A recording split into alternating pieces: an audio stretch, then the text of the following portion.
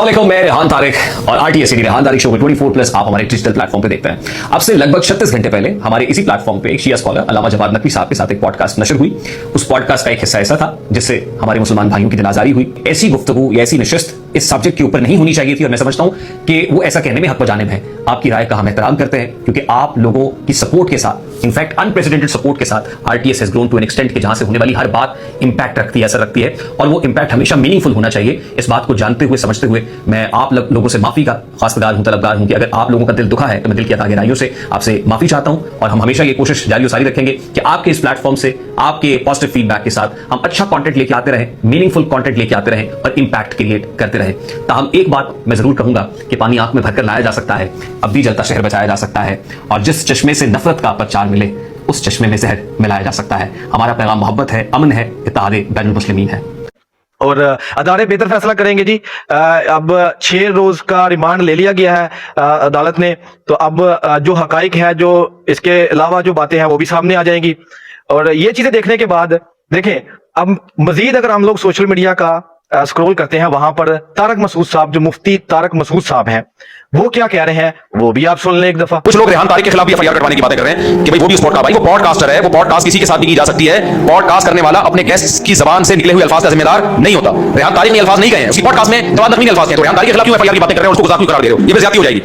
तो इसलिए जो पॉडकास्ट करने वाला है वो तो भाई किसी के साथ भी इंटरव्यू ले सकता है, किसी के साथ भी बैठ सकता है, बातचीत कर सकता है, वो तो अपनी जबान से निकले हुए अल्फाज का इंसान खुद जिम्मेदार होता है, इंटरव्यू लेने वाला जिम्मेदार नहीं होता। रेहान तारिक ने अगर ये अल्फाज दोहराए होते तो बिल्कुल सही कह रहे हो, फिर बात मत थी, लेकिन रेहान तारिक के खिलाफ एहतजाज कर रहे हो, ये ज्यादती हो जाती है, ये गलत हो जाएगा, जुल्म हो जाएगा।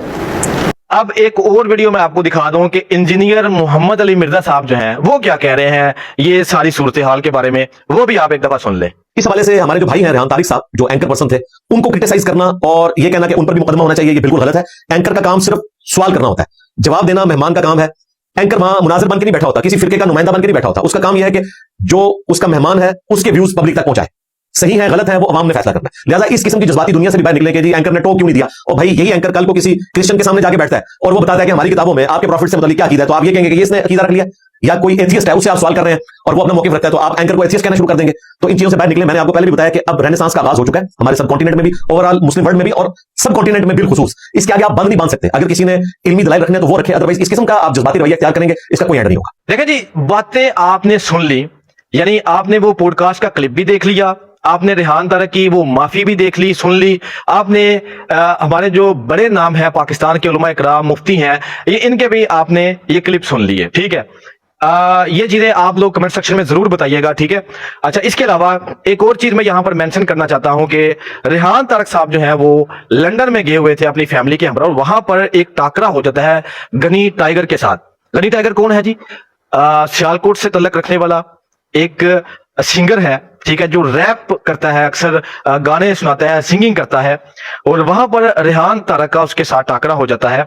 वहां पर 804 की बात हो जाती है, यानी रेहान तारिक ने कहा कि 804 पर एक गाना बना दो, जिस पर गनी टाइगर ने आगे से क्या जवाब दिया, मैं बना देता हूं लेकिन आपको पाकिस्तान में कोई प्रॉब्लम तो नहीं सॉल्व करनी पड़ेगी।